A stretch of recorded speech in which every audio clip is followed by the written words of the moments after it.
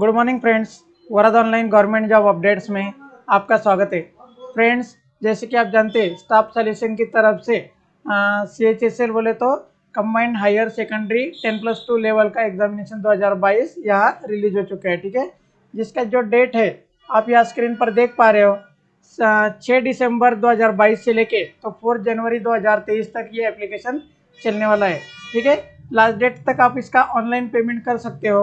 इसी के साथ date of the window opening form for the correction जो है 9 जनवरी से लेकर 10 जनवरी 2023 तक इसका रहने वाला है।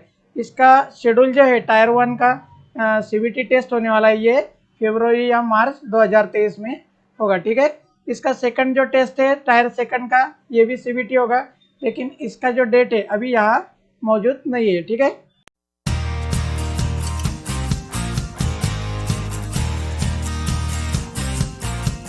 पॉइंट नंबर 1 में आप यहाँ देख पा रहे हो कि यहाँ पे स्केल दिया गया है, जिसमें लोअर डिवीजन क्लर्क जो पोस्ट है, इसी के साथ जूनियर सेक्रेटरियल असिस्टेंट जो पोस्ट है उसके लिए लेवल 2 के लिए 19,900 से लेके तो 63,200 तक का पे स्केल यहाँ रहने वाला है। ठीक है, डेटा एंट्री ऑपरेटर के लिए पे स्केल जो है लेवल 4 का 25,500 से लेके 81,100 इस तरह से रहने वाला है, और लेवल 5 के लिए 29,200 से लेके 92,300 तक रहेगा।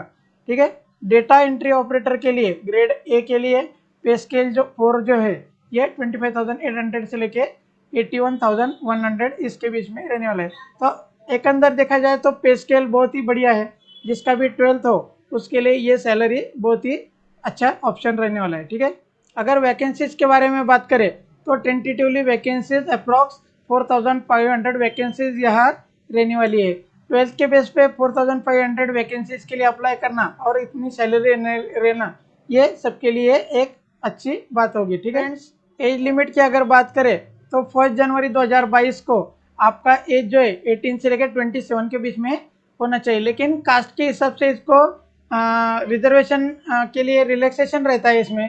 तो देखते हैं कि इसका रिलैक्सेशन किस तरह से है। ठीक है, अगर आप SC/ST कैटेगरी से हो तो 5 इयर्स का आपका एज रिलैक्सेशन रहने वाला है। इसका मतलब 27 से लेके तो ऊपर के 5 इयर्स आपके लिए रिलैक्सेशन रहने वाला है। OBC कैटेगरी के लिए 3 इयर्स का एज रिलैक्सेशन है। PWD अगर अनरिजर्व कैटेगरी से है तो 10 इयर्स का यहाँ रिलैक्सेशन रहने वाला है। OBC कैटेगरी से अगर PWD है तो 13 इयर्स का एज रिलैक्सेशन, और PWD अगर SC/ST कैटेगरी से है तो 15 इयर्स का यहाँ एज रिलैक्सेशन रहने वाला है।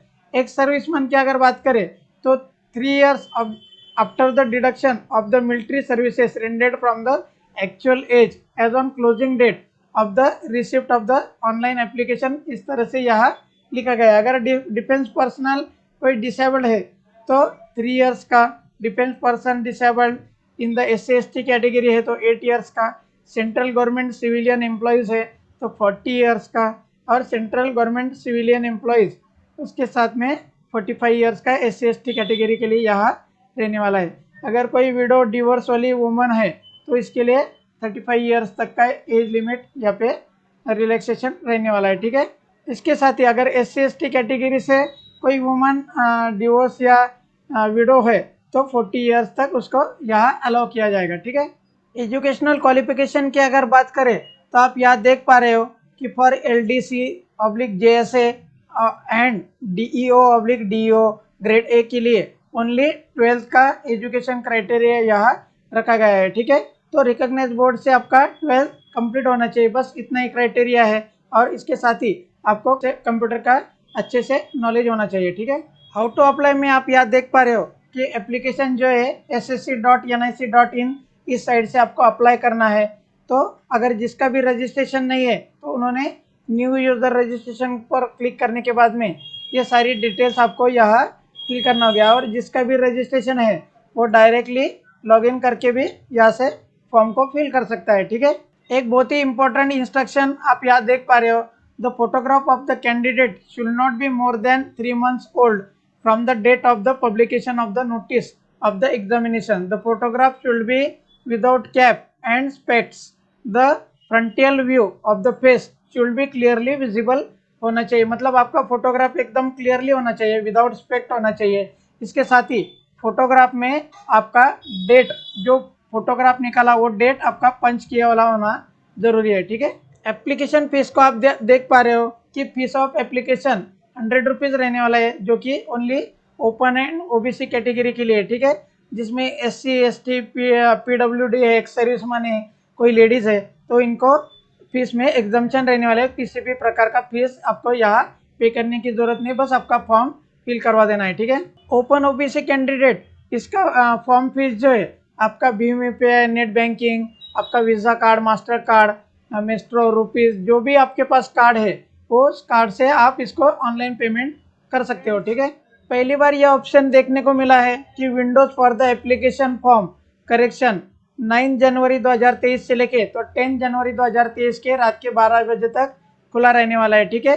अगर किसी का एप्लीकेशन फिल हो चुका है, पेमेंट कर दिया है और उसको लगता है कि अपने एप्लीकेशन में कुछ करना बाकी है, जैसे कि ओपन से EWS करना है, कुछ कैटेगरी गलत हो गई, नाम चेंज हो गया या आपका डेट ऑफ बर्थ कुछ चेंज हो गया, जो भी कुछ करेक्शन यहाँ अलाउ किया जाएगा, तो इस दौरान आप 2 दिन के अंदर इसको करेक्ट करा सकते हो, ठीक है। स्कीम ऑफ एग्जामिनेशन में टायर 1 के लिए आप यहाँ देख पा रहे हो कि जैसे कि पार्ट 1, पार्ट 2, पार्ट 3 या 4 में जो भी सब्जेक्ट्स आपको यहाँ सब्जेक्ट आने वाले हैं, तो जैसे कि इंग्लिश लैंग्वेज है, जनरल इंटेलिजेंस है, क्वांटिटेटिव आपका एप्टीट्यूड है, इसके साथ ही जनरल अवेयरनेस के लिए नंबर ऑफ क्वेश्चंस और उसके मार्क्स के हिसाब से टाइम ड्यूरेशन यहाँ स्क्रीन आप देख पा रहे हो, ठीक है। उसी प्रकार से स्कीम ऑफ टायर 2 के लिए एग्जामिनेशन के लिए जो भी सेशन है, इसके सब्जेक्ट के साथ number of questions, maximum marks and time allotted यहाँ आप स्क्रीन पर इस तरह से देख पा रहे हो, ठीक है।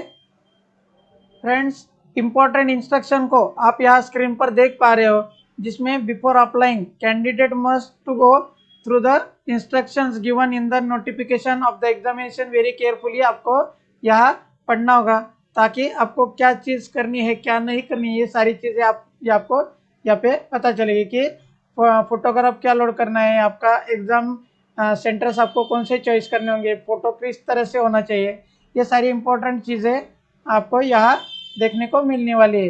पेएबल फीस आपकी क्या रहने वाली है, इसके साथ ही आपका अगला पूरा सेशन किस तरह से चलने वाला है, ये सारी चीज़ें यहाँ दी गई होती है, ठीक है। जब भी आपका एडमिट कार्ड आएगा तो आपको आपका एक वैलिड आइडेंटिटी प्रूफ आपको एग्ज़ाम के टाइम में साथ लेके जाना होगा। उसमें रिपोर्टिंग टाइम जो भी है एग्ज़ाम का वो आपको फॉलो करना होगा, ठीक है। तो इसी तरह की वैल्यूएबल इंस्ट्रक्शन आप तक पहुँचाते रहेंगे, इसीलिए हमारे चैनल को सब्सक्राइब कीजिए ताकि अगली नोटिफिकेशन अब तक सबसे पहले पहुंच सके और आपको वैल्यूएबल इंफॉर्मेशन मिल सके, ठीक है दोस्तों। धन्यवाद।